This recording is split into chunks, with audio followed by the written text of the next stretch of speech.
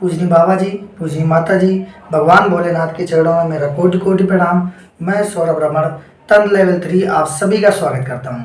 आज का जो हमारा टॉपिक रहने वाला है कि कैसे बनते हैं रोग, कैसे दरबार की शरण में आया हर व्यक्ति ठीक हो जाता है और दरबार कैसे चिकित्सा करता है, दरबार क्या करता है। आज हम लोग पूरी जानकारी इस विषय में लेंगे।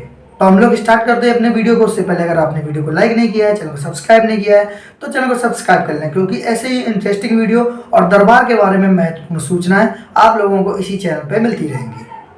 देखिए, दरबार ने इस पर कैसे प्रकाश डाला है, पूरी एक एक चीज़ आपको बताते हैं। देखिए, जो हमारा पहला पॉइंट है कि गलत काम करते ही हमारे शरीर से कुछ हार्मोन निकलते हैं जो हमारे नकारात्मक विचार और हमारे कार्यों से बनते हैं। जब ये बहुत ज़्यादा बड़े हो जाते हैं तो ये हमारे तंत्रिका तंत्र, नर्वस सिस्टम को प्रभावित करते हैं और इसी कारण हमारे मस्तिष्क में सूजन बन जाती है, जिससे पूरा सिस्टम बाधित हो जाता है और इसके परिणाम स्वरूप हमारे अंदर मानसिक रोग और भौतिक रोग भी बन जाते हैं, जो हमारे कष्टों के मुख्य कारण हैं। और आपको एक चीज़ बता दें कि ये हार्मोन हमारे सोचने मात्र से ही सक्रिय हो जाते हैं। इसी प्रकार सकारात्मक विचार हमारे अंदर उन हार्मोन को सक्रिय करते हैं जिन्हें हम पुण्य का नाम देते हैं, जो हमारे शरीर में ऊर्जा उत्पन्न करते हैं और वो ऊर्जा आपके लिए सकारात्मक होती है। आपके अंदर सकारात्मक भाव और विचार आते हैं, इन्हीं कारणों से आते हैं और हम लोग उनको पुण्य कहते हैं। और ये जो दोनों प्रकार के हार्मोन हमारे अंदर रिलीज हुए, इन्हीं को हम कर्म बीज कहते हैं और ये दोनों ही निर्धारित करते हैं कि हमारा जन्म कैसा होगा। और दरबार क्या करता है कि आप निरोगी हो जाओ। कैसे?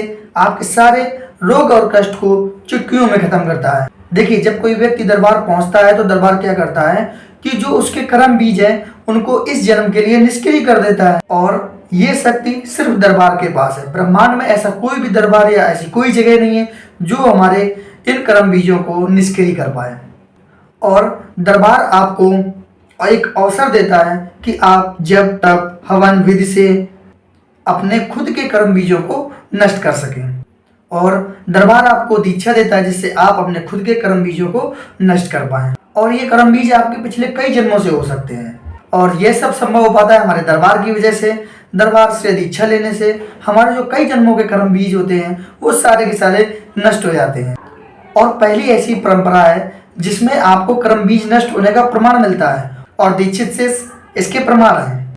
और ये सबके अनुभव का विषय है जिसकी अनुभूति आप खुद कर सकते हैं। इसीलिए सभी को दीक्षा लेना आवश्यक है। अगर आप अपने कर्म बीजों को, अपने कर्म भोगों को नष्ट करना चाहते हैं तो जरूर आप पूर्ण गुरु के शरण में जाएं। और आपको तो पता है कि अपने दरबार में दो पूर्ण गुरु हैं, तो हमारा सौभाग्य है कि हम लोगों को दरबार से जुड़ने का अवसर प्राप्त हुआ और हमें दरबार का आभार व्यक्त करना चाहिए कि उन्होंने कर्म बीज के विज्ञान को इस तरीके से सबके सामने लाया। वरना हम लोगों को तो कुछ भी आभास ही नहीं होता कि कर्म बीज क्या होता है, कर्म भोग क्या होते हैं। तो हम लोगों को दरबार का अपना आभार प्रकट करना चाहिए दरबार को कि आपका बहुत बहुत धन्यवाद कि आपने ये चीज़ें, जो भी समस्याएं होती हैं, जो भी रोग कष्ट होते हैं, क्यों होते हैं, आपने इन चीज़ों को हम लोगों को बताया, इन चीज़ों पर प्रकाश डाला, तो बहुत बहुत आभार आपका। और दरबार के साथ साथ हमारे ऋषि मुनियों का भी आभार करना चाहिए जिन्होंने इन चीज़ों को लिपिबद्ध किया।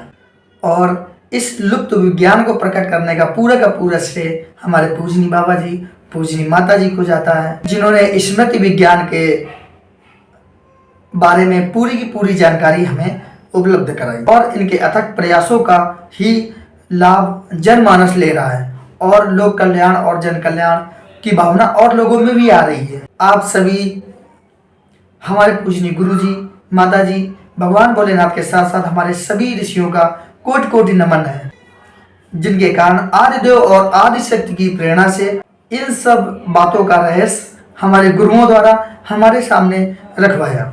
सनातन का ये ज्ञान हमेशा ही गोपनीय रहा है। दरबार का बहुत बहुत आभार और बहुत बहुत धन्यवाद है कि उन्होंने इस ज्ञान को हमारे सामने प्रकट किया। तो आज के वीडियो में हमने आपको बताया कि कर्म बीज क्या होते हैं, कैसे बनते हैं, कैसे नष्ट होते हैं। तो मैंने आपको दोनों हार्मोन और दोनों कर्म बीजों के बारे में बता दिया कि आपके अंदर जब नेगेटिव थॉट रहता है तो भी कौन से कर्म बीज बनते हैं, पॉजिटिव आता है तो कौन से कर्म बीज बनते हैं और किसका क्या कारण होता है। तो आप लोगों को वीडियो अच्छा लगा हो तो हमारे वीडियो को लाइक करें, चैनल को सब्सक्राइब करें और ऐसे ही बहुत सारे वीडियो, छोटी छोटी चीज़ों की जानकारी आप लोगों को मिलती रहेगी। और जैसे जैसे हमारे पूजनी बाबा जी, माता जी की जो प्रेरणा मिलती रहेगी, आप लोगों के समक्ष प्रस्तुत करता रहूँगा। तो आज का वीडियो हम लोग यहीं पे एंड करते हैं। अगले वीडियो में हम लोग फिर एक नए टॉपिक पे बात करेंगे, तो सभी लोग हमारे चैनल के साथ जुड़े रहें। सभी को हरि हर जय मां की।